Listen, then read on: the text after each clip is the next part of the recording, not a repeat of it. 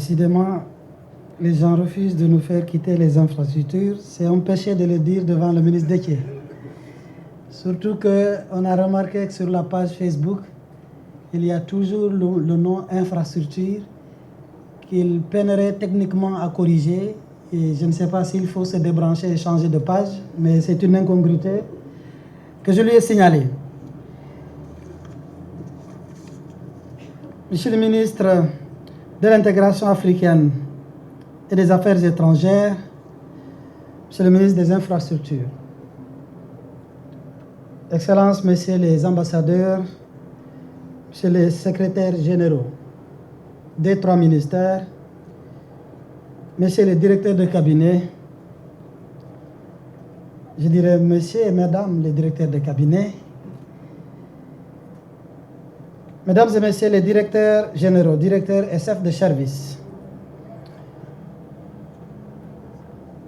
Messieurs les maires de la commune de Diass et de Keur Moussa, ici représentés par Monsieur le maire, mon frère ici présent de Diass, Mesdames et Messieurs les acteurs de la plateforme aéroportière, distingués invités, Mesdames et Messieurs, c'est avec un immense plaisir que nous nous réunissons aujourd'hui, ici, à l'aéroport international Blaise Diagne, pour procéder à la mise à disposition du salon d'honneur de l'aéroport international Blaise Diagne au profit du ministère de l'intégration africaine et des affaires étrangères. Après plusieurs mois de labeur, plusieurs années de labeur, j'allais dire, beaucoup de travail, beaucoup de peine et de soins avec l'ensemble des acteurs. Par cet acte que nous marquons aujourd'hui, nous franchissons une nouvelle étape dans notre ambition commune de doter notre pays d'infrastructures aéroportières modernes, performantes et conformes aux meilleurs standards internationaux.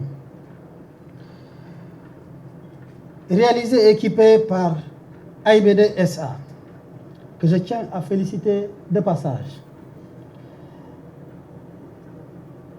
pour cet investissement et la qualité surtout de l'ouvrage que nous avons visité pour la énième fois. Aujourd'hui, nous avons ensemble visité avec l'ensemble des ministres. Ce salon d'honneur constitue bien plus qu'un espace d'accueil. Il incarne la vision d'un Sénégal tourné vers l'excellence, un Sénégal soucieux de son image, un Sénégal engagé dans la valorisation de son identité, tout en offrant un cadre à la hauteur des personnalités de marque que notre pays reçoit. Sous la conduite de l'architecte Fodé Diop, que nous avons écouté, l'exposé de bout en bout, les espaces ont été conçus dans un équilibre réussi entre modernité, fonctionnalité et inspiration culturelle. Des choses qui sont très souvent difficiles à concilier avec les exigences sécuritaires et les exigences de sûreté. Mais la main dans la main, vous l'avez réussi.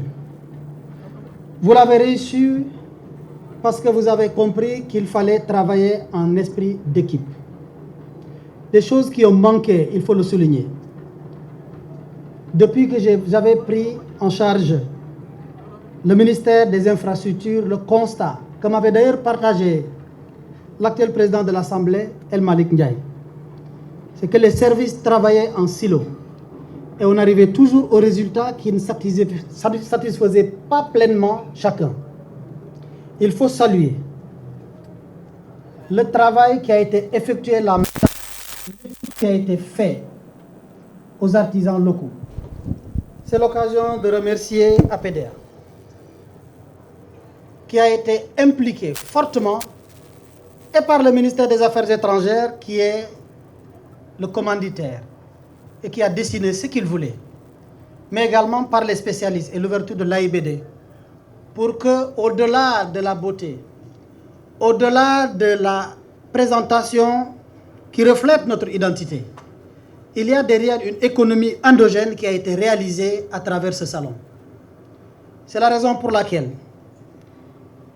s'il fallait dépenser des milliards, nous savions qu'en le faisant pour une fois, les milliards allaient revenir au Sénégal. Je voudrais féliciter l'ensemble des équipes sous cela et pour cela. La qualité des aménagements et le recours des matériaux nobles traduisent pour nous le dynamisme et l'excellence de l'artisanat sénégalais. Je sais que le ministre de la Culture sera tout heureux. Je lui dirai que vous avez bien travaillé. Je salue alors à cet égard l'ensemble des équipes techniques et des entreprises ici citées par le directeur général de AIBD, je n'y reviens pas, mais nous nous arrêterons sur le cabinet Secodis, ainsi que l'Agence pour la promotion, le développement et de l'artisanat que j'ai cité tout à l'heure, pour ce professionnalisme tant évoqué et l'engagement qui ont permis de hisser ce projet au niveau des exigences attendues. Je passe donc de revenir sur l'ensemble des entreprises et je renvoie les regards vers l'affiche qui est sur les banderoles. C'est l'occasion de remercier ceux qui ont été omis et qui devraient être les premiers, parce qu'ils ont choisi de ne pas apparaître dans les caméras, mais qui ont travaillé. C'est vrai que les réunions, c'était un peu chaud à un moment donné au niveau du MITA, parce que le salon était terminé et devait être inauguré depuis plus de 6 mois. Mais j'ai tenu à ce que certaines exigences d'ordre sécuritaire y soient. Je voudrais remercier celui que je cite rarement, le secrétaire général du ministère, et à travers lui aussi, le secrétaire général du ministère des Affaires étrangères, qui, au-delà de l'organisation de cette cérémonie, ont tenu combien de réunions, parfois difficiles, pour booster les équipes. Et à travers eux, les équipes centrales, souvent omis. Mais c'est eux derrière qui font le vrai travail de suivi avec le directeur des transports aériens, M. Suleiman, qui est présent ici. Toute l'équipe du ministère n'est pas venue parce que vous savez, aujourd'hui, on a un autre front que nous gérons malgré nous. La bonne nouvelle est que tout le monde circule à Dakar, la mobilité est garantie. Nous allons travailler à voir les statistiques de l'intérieur.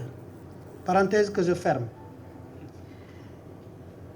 Je voudrais donc, mesdames et messieurs, rappeler que ce projet, porté avec le concours de l'ensemble des acteurs de la plateforme aéroportière, illustre notre ambition d'inscrire durablement nos infrastructures, ensemble avec le ministère en charge des infrastructures, vous l'avez entendu ici, M. Déthié Fall, dans la dynamique de compétitivité et d'excellence. Il est également une expression concrète de notre souveraineté économique et culturelle, à travers la valorisation du savoir-faire local et la promotion du Made in Sénégal. Le moment est venu de rappeler que si également nous avons pris du temps jusqu'à nous faire relancer à 2 reprises par le ministère des Affaires étrangères, parce que je le rappelle sans cesse, le Sénégal vient d'être certifié doublement aux normes de sécurité, au certificat de sécurité OACI et également au certificat en matière de sûreté OACI. Tout à l'heure, mes regards sont portés au-delà de la beauté du décor, au-delà de l'ingéniosité, au-delà du caractère extrêmement attractif et des matériaux qui sont construits. Vous êtes à l'intérieur, vous ne sentez même pas le bruit de dehors. Mes regards et mon attention portés sur les normes sécuritaires. Et c'est pourquoi, à l'intérieur, j'avais évoqué quelques aspects, et à l'architecte, et au directeur, au secrétaire de la haute autorité, pour que le body scan que nous attendons, le DG de l'AIBD a donné 3 mois, et je sais qu'il respectera ce délai, vienne le plus rapidement pour éviter des désagréments inutiles. Mais également, les remarques que nous avons faites sur ce plan, et les architectes ont promis qu'il soit fait ou fait. Parce que le Sénégal attendait ces certificats depuis l'indépendance. C'est un travail de longue haleine que nous devons à toutes les générations précédentes. Mais comme dans toute course de relais, l'histoire a voulu que ce soit en 2025 que nous terminions le dernier maillon du relais, et parce qu'également nous avions couru plus vite, plus loin et plus fort. Le devoir de préserver ces certificats nous incombe. C'est pourquoi nous devons négliger sur quoi que ce soit au niveau de l'aéroport. J'insiste sur ce volet. Monsieur le directeur de l'AIBD, monsieur le directeur de l'AS, sous votre responsabilité, j'insiste encore une fois. Puisque nous sommes rattrapés par le temps, je voudrais magnifier 2 personnalités qui sont les plus hautes de la République, grâce à qui, malgré les difficultés que nous avons trouvées à AIBD, ont insisté et mis le paquet pour que ce salon d'honneur, le financement complémentaire voit le jour et qu'il puisse être ouvert. C'est M. le Président de la République et le Premier ministre Ousmane Sonko. Ils l'ont fait en prélude au JOJ. Parce que nous avons un salon de dépannage, c'est vrai. Mais ils ont dit que c'est inacceptable et impensable que nous puissions entrer dans les JOJ sans que le salon d'honneur ne réouvre ses portes. Je voudrais le remercier parce que je sais que c'était très difficile de faire un arbitrage. Pendant même que l'IG était dans nos murs. Je voudrais enfin saluer le soutien de l'ensemble des services et dire ma confiance pleine et entière que le ministère des Affaires étrangères, qui porte le flambeau de la diplomatie au plus haut niveau, nous gérera ce salon avec la rigueur et les exigences qu'on lui connaît.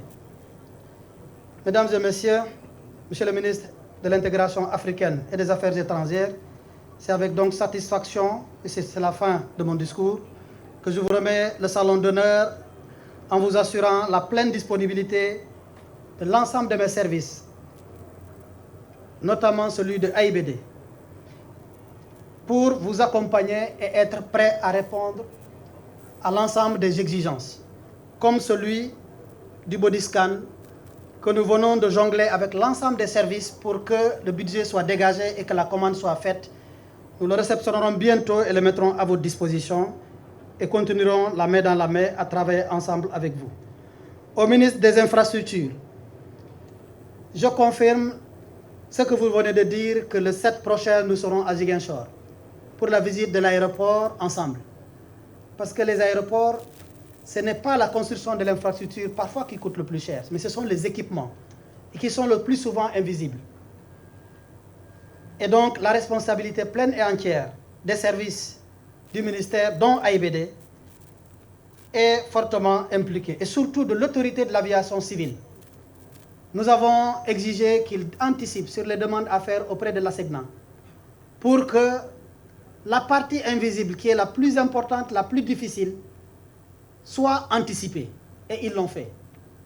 Nous espérons que les délais, qui ne doivent pas souffrir d'équivoques, qui ne sont pas liés qu'à l'infrastructure, soient respectés, notamment celui du 30 avril 2026. Je suis convaincu que le salon contribuera à renforcer le rayonnement du Sénégal en offrant un cadre conforme à notre tradition de teranga, d'excellence, mais également d'une diplomatie ouverte au monde. Je vous remercie de votre attention.